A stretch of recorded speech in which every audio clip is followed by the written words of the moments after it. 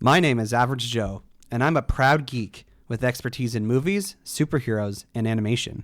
My name is Beef Pork Ribs. I'm a fine repository of esoteric knowledge, which I suppose most people would qualify as geeky.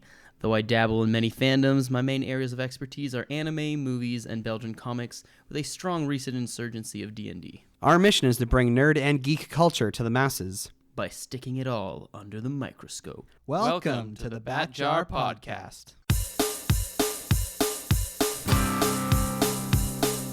Movies, comics, graphic novels, TV, cartoons, animation, nerds are geeks, entertainment culture. Hear it on the Bat Jar, Nerdy Pound, nerds and geeks, come gather around the scene. Come and join us in the Bat Jar. Come and tune into Average Joe and his team. Lots of room here in the Bat Jar. When the newest nerdy news drops, these podcast pals put it under the scope. DC, Marvel, Disney, Star Wars, cinematic, multiverses. Bat Jar, Nerdy Power. Previously on the Bat Jar Podcast. And that's the thing, is that the article tries to say that geeks essentially have a more social, and they want to try and share what they like with other people. But did they mention anything about the sort of where this conversation sort of ends? Like we've talked about athletes. Did they even reference that? Like, so this is the thing, is like if you go back to the Twitter graph, is that there's different like sports and things don't seem to really appear, but music does. Mm-hmm. Right. Which is weird, and I think that goes back to the fact that it's because we kind of know what a nerd is or a geek is. Mm-hmm. Or if you interchange the two, you just kind of know that world, because it doesn't apply to everything. It doesn't apply to athleticism for whatever reason. Mm-hmm. So it's like no matter how well you think if you define these two terms, geek and nerd, we just know what's not that. Yeah, we just know that. We know that LeBron James is not a nerd. We just know that. Like if they're like, so I might be full of movie trivia and I'll be considered a movie geek, but then Joe Schmo, who's a big hockey fan, is full of hockey trivia, and he's not considered a sports geek. You know what? If they're really into the trivia, maybe, or they're really into stats. If they know a lot of stats by heart, I could see a case for that. But if they themselves put all their life's work, let's say, into being excellent at a sport, it's not the same as spending your whole life to be excellent at electronics. Right. The electronics guy is a nerd.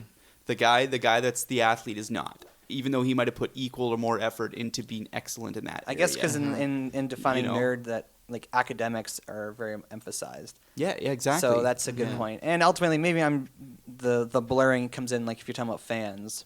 Right. Because the term fan can be used to describe all these things. Yeah. Hello there, and welcome to the Bat Jar Podcast, where we put nerd and geek culture under the microscope. And sometimes we extend that to general culture and definitions, so we're like a dictionary. Now, I got to ask you, have you watched Falcon and the Winter Soldier? Because I know Mjolnir's a huge fan of the MCU, but you're kind of like just more along for the ride. We did not watch this week's episode. We did watch the first one. And what are your immediate impressions? Immediate impressions. Like, you haven't seen the second episode, so that...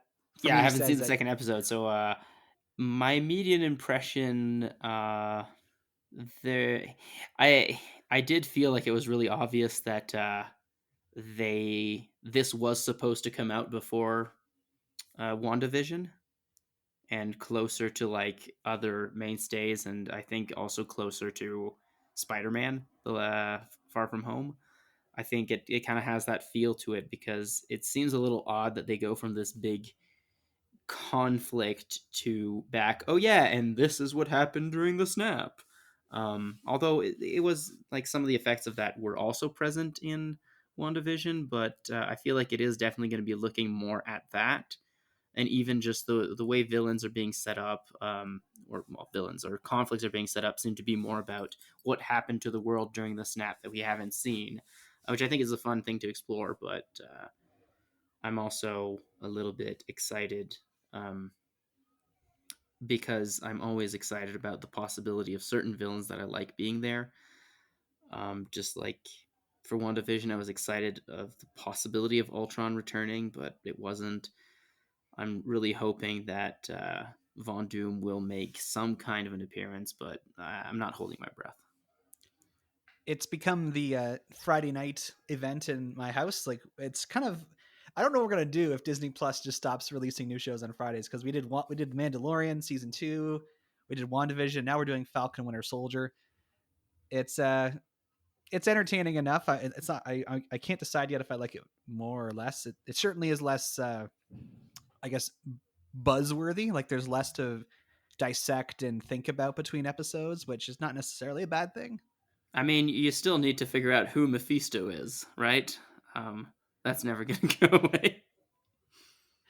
And also, I want to personally plug Invincible. This is a show that's now airing on Amazon Prime Video.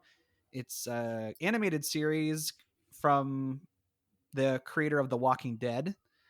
If you guys don't know who Robert Kirkman is, he's the writer who originally wrote the Walking Dead comic books. And before that, he wrote a comic book called Invincible, which is about a teenage superhero who's like the son of a superhero. And it really kind of dives into like superhero culture, and it's pretty violent. Like, it kind of is almost, it's on the same service as The Boys. So there are a lot of comparisons to make to The Boys in terms of taking a lived in superhero world and with more realistic elements. I've seen the first 2 episodes, and there's a 3rd episode up now. And I guess going forward, they're going to release 1 episode per week. So if you guys are liking The Boys and you're looking for something to tide you over till season 3, I think Invincible is a good thing to include there. So it also airs on Friday nights. So maybe if you're already watching Falcon Winter Soldier and you have both streaming services, you can do like a double header. Yeah, I mean, I can't remember who. I said the joke about Mephisto, and then I got the sudden flashback. I did actually predict one person being Mephisto in the first episode, but I can't remember who it was. It made no sense. Was there an M somewhere at some point? I can't remember. In WandaVision, you mean? No. In the first episode of Captain of Falcon and Winter Soldier, I made this one prediction about who might be Mephisto, and I can't remember who it was, but it was somebody. Well, we do have some Doomsday delays, beef pork ribs. In fact, we have a bunch. As we were expecting. The first is not really a Doom's delay, but a Doom's push-up. Spiral, that Saw sequel, prequel, whatever it is, it's actually coming out a week earlier now. It's coming out on May 14th instead of May 21st. Spiral? Is that really what they... Yeah, I don't know. Spiral, I heard that from the world of Saw. Okay, because I was just thinking, I heard it, and I was thinking Spyro, the dragon. So I thought it was kind of a weird one, but also it also automatically made me think, I don't know if you've ever encountered the wonderful world of Junji Ito. I've heard of him, but it's never really got my attention. Okay, well, there's one of his more famous comics is called Uzumaki, which means spiral, and it is about a town getting more or less taken over by spirals and people getting obsessed, and it's very strange, which is funny because that is a very good horror thing for what I don't know. I'm not expecting to be a very good one. There's a movie called BIOS, which is was coming out on August 13th. It's now coming on August 20th. So again, it's really a minor change. I'm going to read you the synopsis here, and you tell me if this would be interesting. On a post-apocalyptic Earth, a robot built to protect the life of his creator's beloved dog learns about life, friendship, and what it means to be human. No, it does not sound good at all. I don't think I will be watching it. Wow. Harsh. So it gets a noogie for you. Yeah, immediate.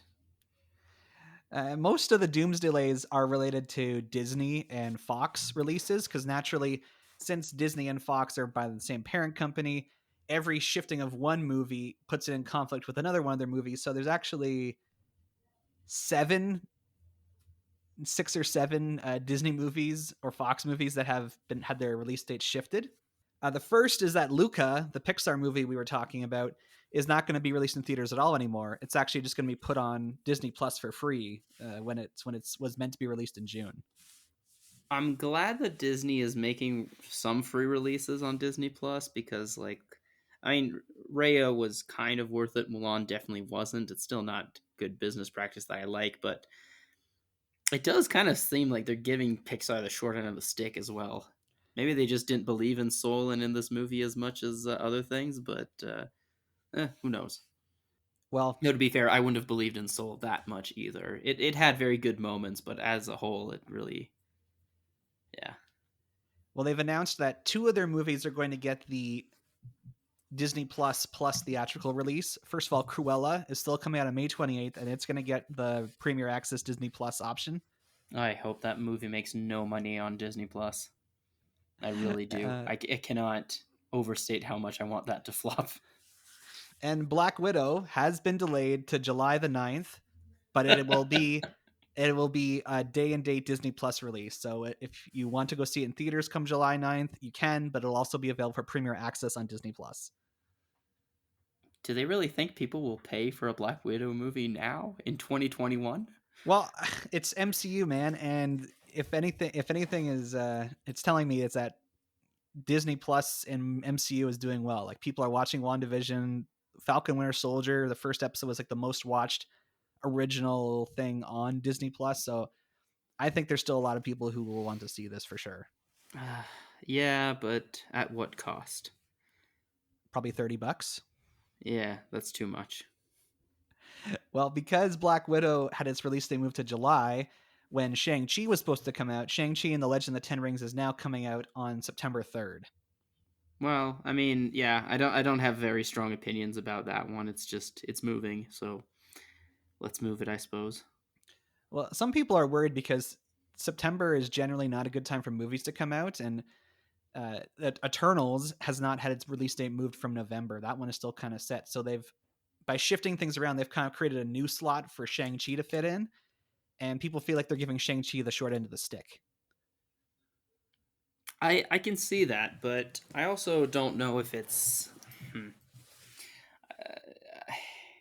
I don't know that it's... Like you said, they are shifting kind of everything down, and it may not be getting the best option, but it could be getting worse as well.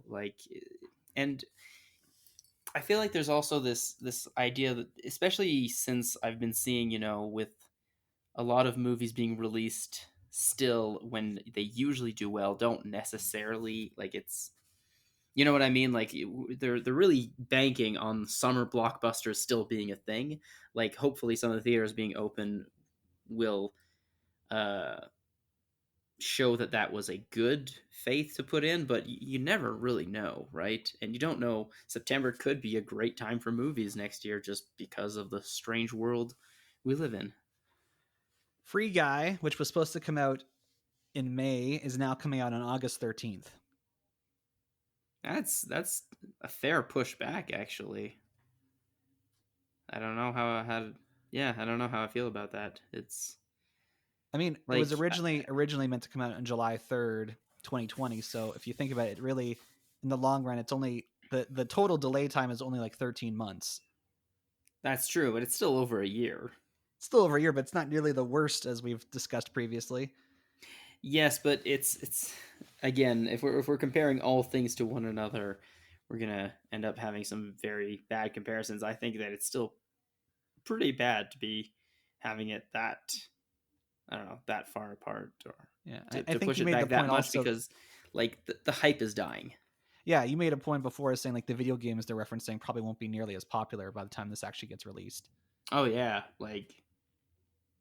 Fortnite is completely dead, and that was one of the things they referenced, and yeah, we'll see. Oh, okay, so the King's Man has been delayed from August till December 22nd, 2021. You're still really not excited about that one, are you? I'm like, why? Do they really think there's people dying to see a Kingsman prequel? Just put it out, man. I don't think there were people dying to see the Kingsman at any time, but like, I get it. Like, moving if they had kept its original release date, it would have been coming out only a week after the King or after Free Guy. So I guess they're worried about like cannibalizing their own movies by having them compete with each other. But I don't think those are two movies that would cannibalize each other. Like, maybe not, they... but maybe they're thinking like, they're just in general. There's just fewer. If there's fewer movies out at once, like it will, like they'll draw more business. Like because at that point we don't know like what capacity movie theaters will be at. Yeah, that's true. So if there's like fewer movies to see, it means that those ones will. I'm just like just throw it on, a service. Like give it the Luca treatment. Like anyway. Yeah, disrespect it the way that Pixar gets disrespected. And then Death on the Nile, the new movie about that Agatha Christie book. Yes, the new movie about an Agatha Christie book that's been done twice in movies. Yeah, it's been delayed from September to February 2022. I mean, that's one. I mean, first off, that one hasn't been pushed back as much yet, so I can still kind of see it. And but I remember seeing a little bit more. I have looked into it a bit more, and it almost seems like a reimagining, and you always have to be so careful when you're reimagining a really good story that people like and that is quite popular, because more often than not it just doesn't work because you're changing things that should not have been changed. Yeah, I still haven't seen his Murder on the Orient, like the new Murder on the Orient Express, so I don't know how these new adaptations compared to the previous. Yeah, and I just don't expect it to do too well. So at this point, like I'm now keeping notes as we're going through all the movies we talked about a few weeks ago, and more, are getting their release date shifted. At this point, the next new movie to come out is still scheduled to be Godzilla vs. King Kong next week or this week, and then Mortal Kombat April 16th, and then at this point, Cruella at the end of May will be the next time there's like a new movie, pending any further delays. But I think King Kong and Godzilla, that one's already playing in international markets, so we can assume its release date will stay the same. Hopefully. But for me, where I live, movie theaters are closed again because of COVID guidelines. So there's ways I can see it. Like I can drive into the next province where there's different guidelines and movie theaters are open, or I can drive, an hour and a half outside of my region to a place where movie theaters are open. Like there are ways I can, and I can even like, I think I can like rent it on the Cineplex website. So there are still ways for me to like see these new movies, but the movie going experience is not available to me. Like if I were to like try and just do it locally.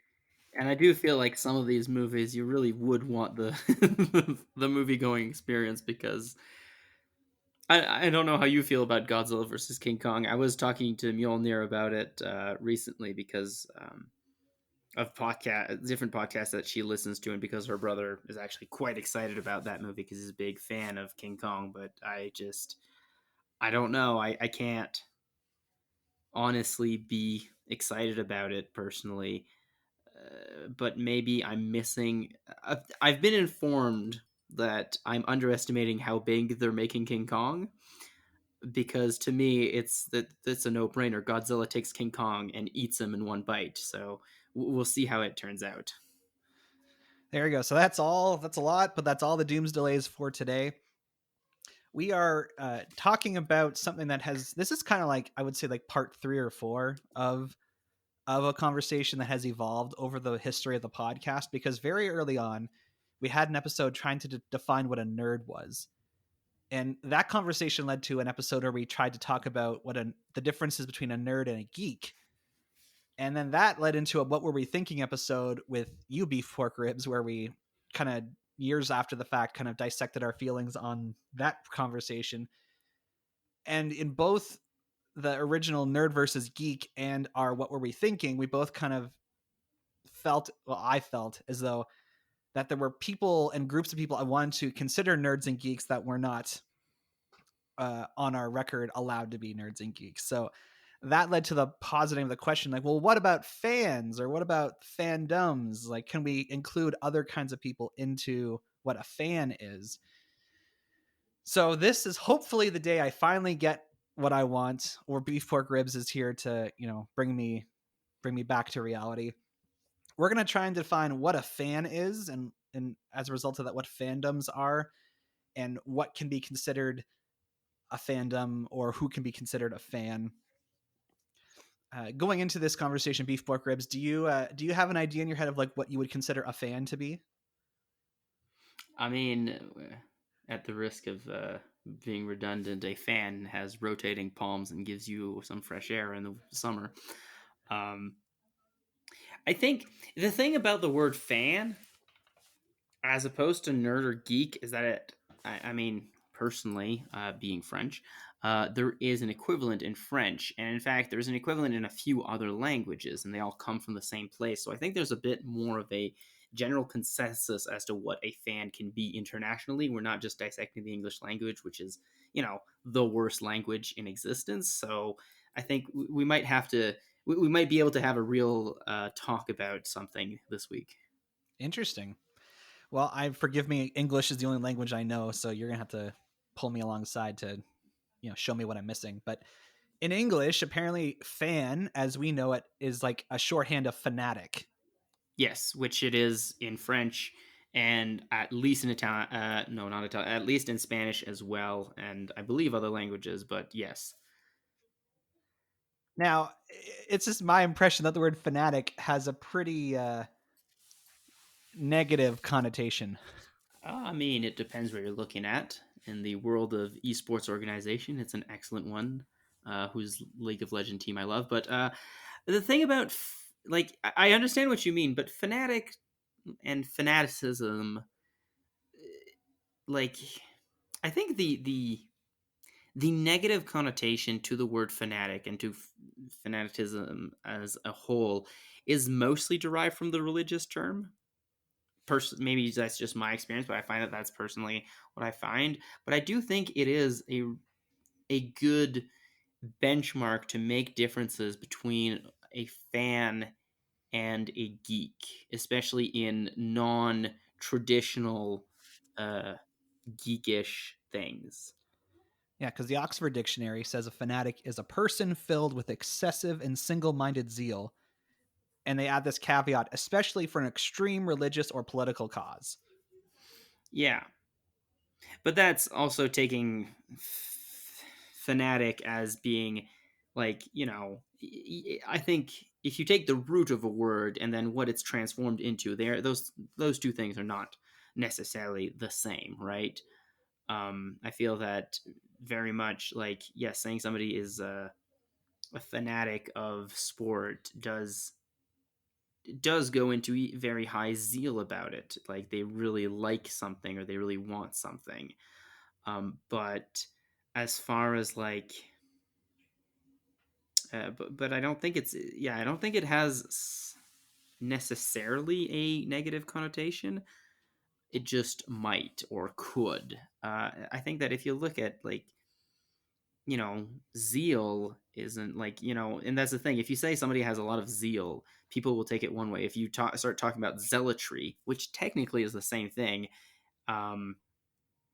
people do start to picture this, fanatic or religious zealot and somebody who has a much more, something that has a much more negative connotation, which I don't think is necessarily warranted. Yeah, I'm looking up the definition of zeal, and it says, dedication or enthusiasm for something, which on its own does not sound negative at all, but perhaps the more extreme applications of this in the real world have led us to thinking it's a bad word. Yeah, I think, and that's the thing. I don't think zeal or fanaticism. I mean,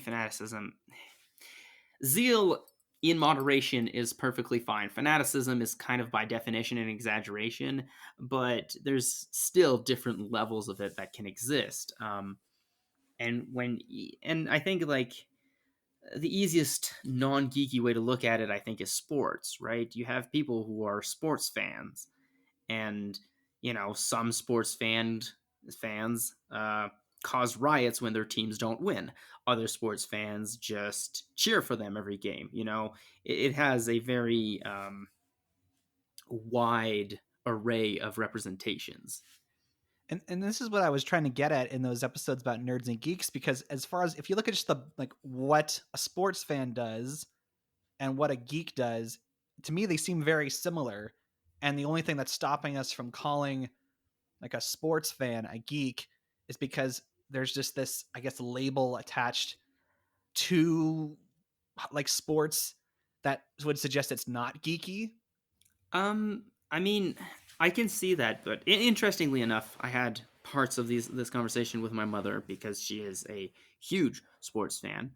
But it was what we kind of discussed was the idea that I find geek to be more something that people like. When I think of a sport geek, or when I think of a geek, and we kind of talked about somebody having not being able to identify with certain things, right? I think that wasn't the all and end all definition we ended up on, but like I feel like people who are sports geek, I think a lot more of people like my younger brother who just knows all the stats of every player on every team for any sport he follows.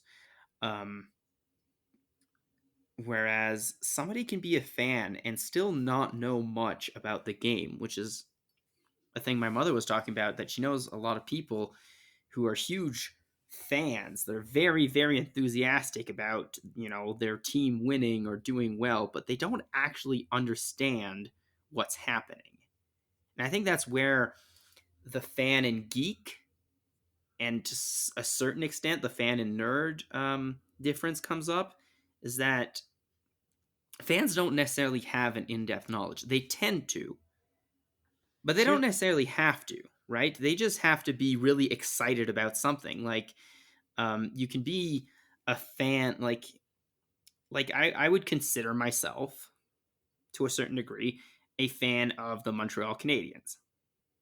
I do not care about hockey, and I do not really follow it at all. But if I'm watching a game and I see Montreal is playing, I would cheer for them. So you're saying in order to be a nerd or a geek about something, there's kind of like a baseline level of knowledge you need to have about the subject? Knowledge or expertise, yeah. And you see that a lot. And I think, again, sport is a place where you can see that probably best, is that you have tons of people who love sports, allegedly, and like talk about them all the time, or like, did you see the game last night? That was so exciting. But who might not even like have any experience in playing the sport, or might not understand the finer mechanics of how it works. And you do get a lot of people who talk about sport, and then they say, oh, I love this team, they're so great, and they'll talk about the players, they'll repeat what they've heard other people say, but then you start asking them questions about specific players or what they think the team could do to improve, and you realize that they have no idea what they're talking about. And I think that's kind of where the term casual fan is well understood in our kind of lexicon of language. That yes, and I don't think anybody would say that a casual fan is a geek or even a nerd. So if I'm hearing you correctly, you can be a casual fan about something and not know a lot about it, but you can't be a casual geek about something. Yeah. I think being a geek by definition kind of takes casuality takes being a casual out of the equation entirely. But okay, if we imagine the geek as the social, like the person who wants to bring other people into what they're interested in, is it not possible to do that with a shallow understanding of the thing that you enjoy? Somewhat, but it would change the way in which you do it, because like if you only have a casual understanding of something, you can try to convince people to go into it, but the arguments you'd use and the way you'd try to get them to enjoy it would be entirely different than if you are well versed in it. Like if, for example, if I was trying to convince you that I'm trying to get you to watch an anime, if I say, oh, it's so cool, it's great, but I'm not giving you anything of substance to try to convince you, I'm most likely not going to be able to convince you, or it's going to be very hard. But if I'm able to analyze it, to explain to you why it's so great, there's a much better chance that I'll be able to pull you into it. And I think that is, when we think about what geeks do, that's what they do, is they give you all the reasons why you should watch this show or enjoy this or what have you, right? Whereas a nerd might not do that, and a fan might not be able to do that. They might just be like, yeah, I like this, we should watch it together, right? Like, but could you not be zealous about something, like just really excited about it, without, again, like with a kind of like, perhaps you don't have a lot of like head knowledge about the thing, but you have like a very strong emotional reaction to it, and that's what's kind of your enthusiasm, just in your own emotional connection to the thing, is what's getting people to check it out. Possibly, but I don't think that happens very often. Like, well, I think so. I'm thinking of a specific instance where someone I know who loves movies, that she was really excited about one of the Star Wars movies, and she was telling me all about her experience watching it.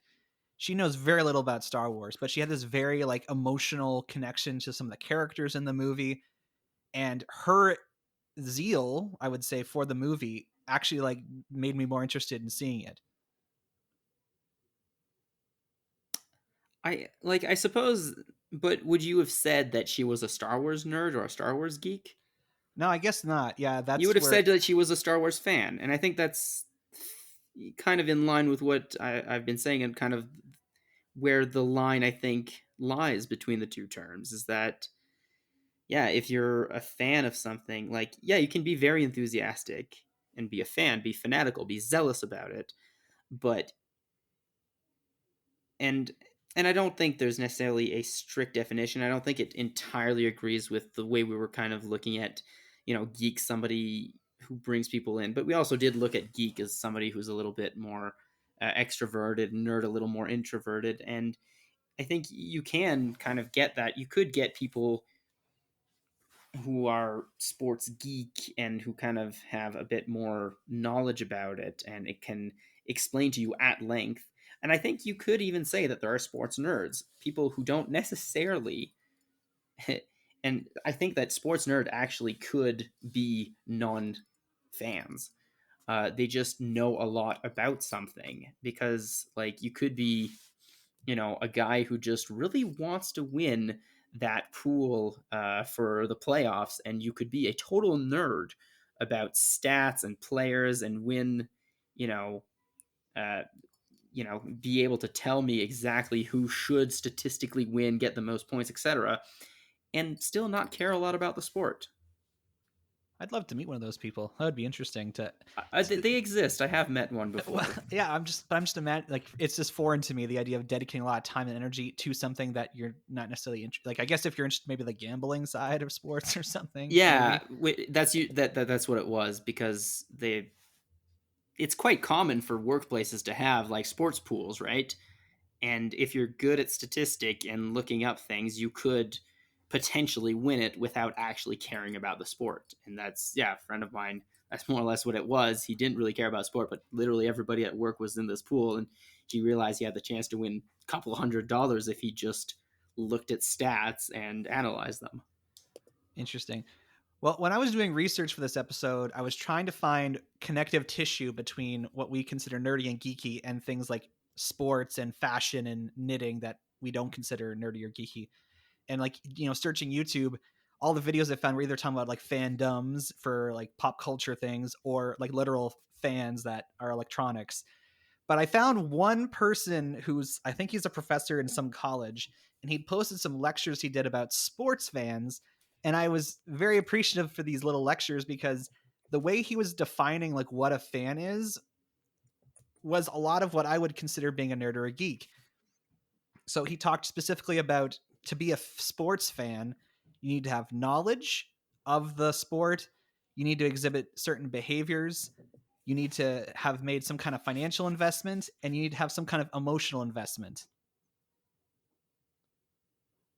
See, Generally, I agree, but I don't think the knowledge is necessarily something that needs to be there, because I know people who have very big emotional investment, sometimes monetary investment into, and I'm using sport a lot because I think it's the the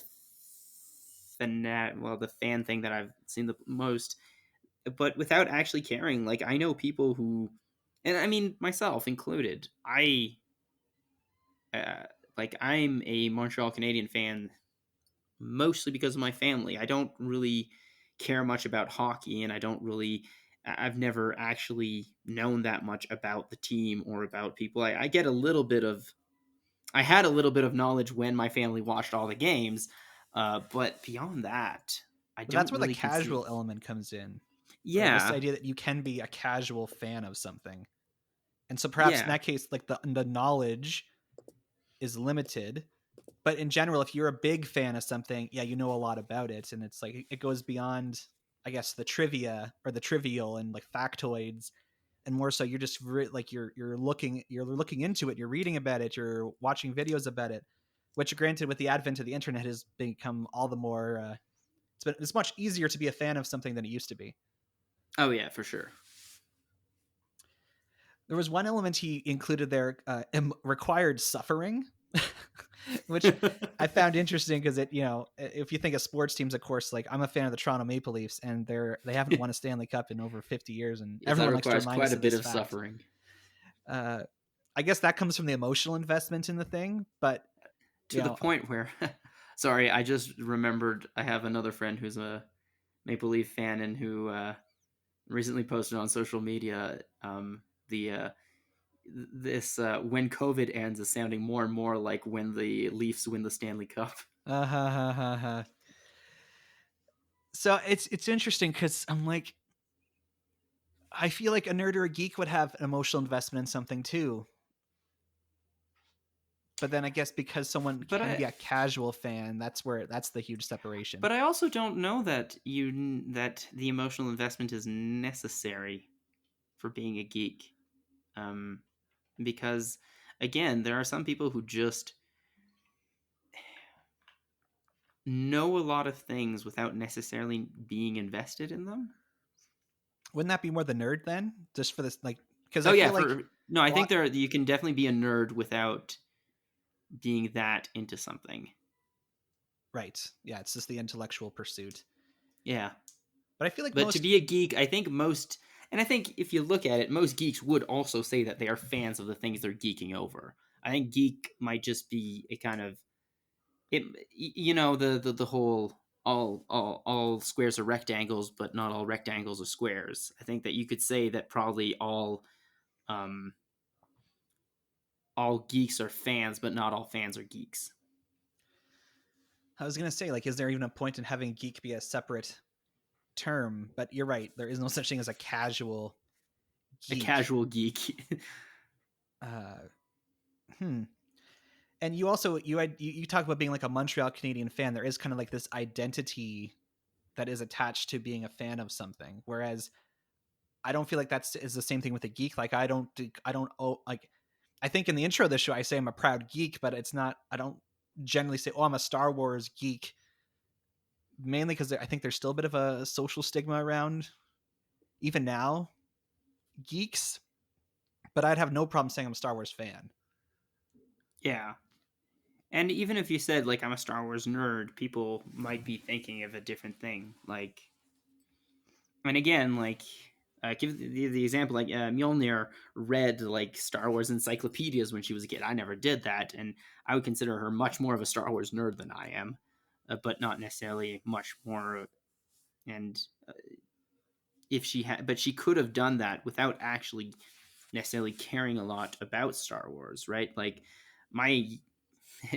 my older sister read encyclopedias when she was a kid, mostly on things she was interested in, but at some points she was just reading them because they were there, right? That's a very nerdy thing to do, but not necessarily a very geeky thing to do, per se, or a very fanatical thing to do. So I think when we were starting this conversation initially, I was really trying to make the case that people who are sports fans and people who follow makeup tutorials on YouTube we're nerds and geeks just like those of us who are into Marvel and Star Wars and whatnot. But what I'm now kind of seeing is that actually the word I was looking for to kind of catch all these people is fan and fandom. Yeah, I think so. And like, and that doesn't necessarily exclude them from being geeks or nerds either, right? I think it just simply depends on the level at which they do it. Yeah, and for people who wonder, the word fandom apparently is short for fan domain, so it's like a an imaginary kind of like area where people who are experiencing the same kind of identity as a fan of something come together to share experiences. And of course, the internet has made it much easier to find communities and fandoms online. And I learned today there's a social media platform for knitting where people can share patterns and designs with each other. And I was just shocked to think that such a thing existed. But in an age where you can find anything on the internet, why not? Voluntary balkanization is a great thing. Okay, I have no idea what that is. It's okay. Intentionally partaking in a subculture, basically. That okay, has there's different a word. values than the main. It's a term I had to teach in social studies, but yeah, it's basically intentionally making yourself part of a subculture or a counterculture or something that is not the norm, right? And I think a lot of people, and that is part of what the internet has provided as a possibility, is a lot more people are, in fact, able to do that, to really to find like-minded individual online mostly, but and to have conversations in which they can kind of they can create fandoms about just almost anything. And I think that's that does definitely bring fans into a new light, and I think it does also make it a much more inclusive term. You mentioned the subcultures, which from how I understand, it's saying it's a grouping or a community that is not necessarily part of the mainstream culture. It's too niche to be mainstream culture. But wouldn't you say at this point, sports fans or even like Marvel fans are mainstream enough to be just considered part of the culture? It depends on what you're looking at as culture. Usually, when you're talking about culture, you're talking about a much more a phenomenon which is associated either with a country, a geographical location, or Let's a just say Canada. historical people. Yeah. So, like, if you were talking about Canada, you'd probably be talking like the Canadian culture. You'd be talking about most stereotypical things like hockey, maple syrup, the dichotomy of French and English in the country. Whereas, when you're talking about sports fans and all those kind of smaller, still accepted as being part of mainstream, but still not being something universalized or universally recognized. Like, even if something isn't universal in a culture, it is still it can still be a universally recognized stereotype of the culture. Like, obviously you and I both know that not all Canadians love hockey and eat maple syrup, but it is still a symbol that is generally accepted and recognized as being a Canadian symbol. Okay, so this is definitely falling a lot more into linguistics and social studies than or social sciences than it was nerd and geekiness, but I did put that in the preamble of the episode. No, I'm all for it. I study this stuff too. It's interesting. Well, okay, if we're thinking of fans and fandom as like the sense of identity, and in like you consider yourself part of a subculture, we talk about the need for some kind of emotional investment to be part of a community, to be part of a fandom. Obviously, as a more casual fan, that emotional investment can be very limited. and your intellectual, like factual knowledge of the subject could be minimal as well.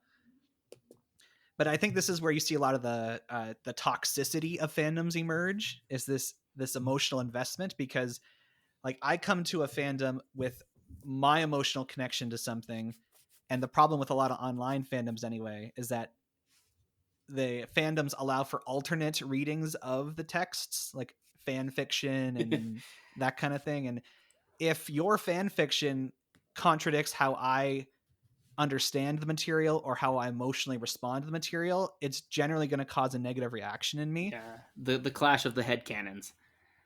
Yeah, and this is where we've seen like a lot of, as someone made a point on YouTube that, it was because fans protested and wrote him letters that Arthur Conan Doyle went back to writing Sherlock Holmes, because he said he was done with it. But it's because of there were some death threats being peppered in there too, but yeah, so it's like, okay, that's probably a negative example of like a fandom, because it literally forced a person to keep working on something they weren't interested in. Yeah, but I think, and I think any fandom will come with a certain level of toxicity. I do think that you've kind of hit the nail on the head on saying that, like, the internet, but all because the internet also offers greater anonymity, which also makes the clash be quite often more violent and more confrontational. Whereas I think that most of the time when different fans, even with wildly varying viewpoints, meet together in person to discuss, the discussion will be a lot more civil.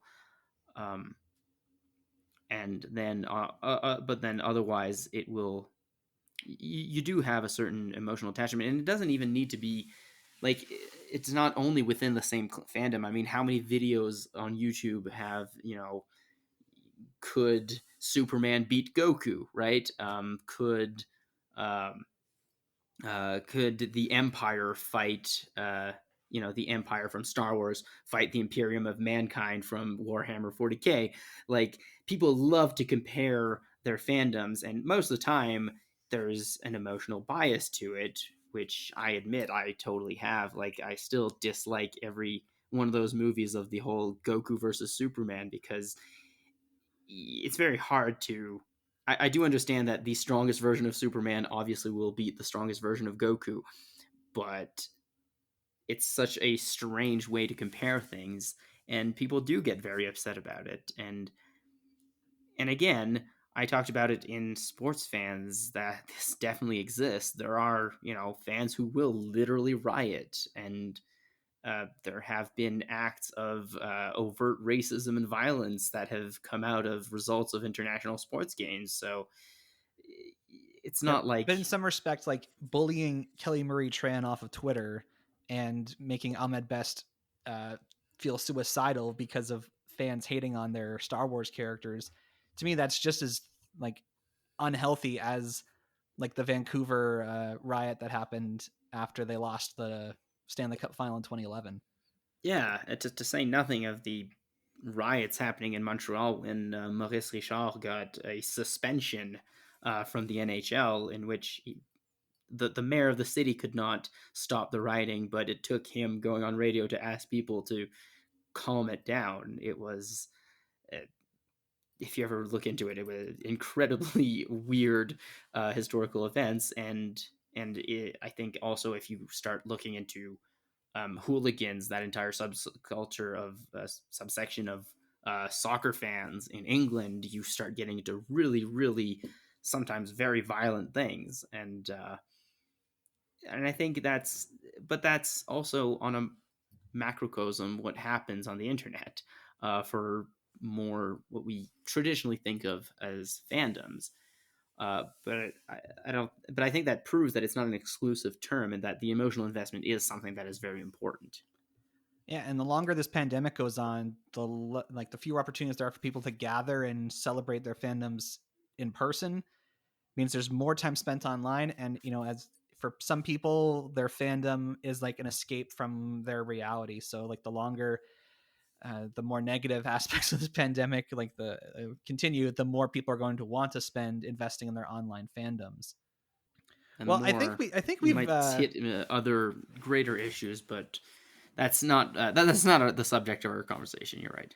no, but I feel like we've definitely like laid some flags in the ground here. We know that what makes a fan different from a nerd or a geek is that there is the option to be a casual fan of something. Yeah, Whereas I think it's that's not one of the possible. major differences. Yeah.